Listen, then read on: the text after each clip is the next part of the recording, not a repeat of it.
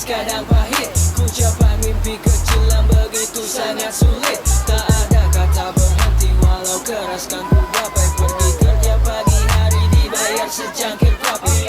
Bangun pagi kerja lagi, capek lagi, pusing lagi, gitu-gitu aja sampai Allah lupa diri. Coba duduk sejenak nikmatin kopi. Ingat waktu santai sejenak di pinggir tepi.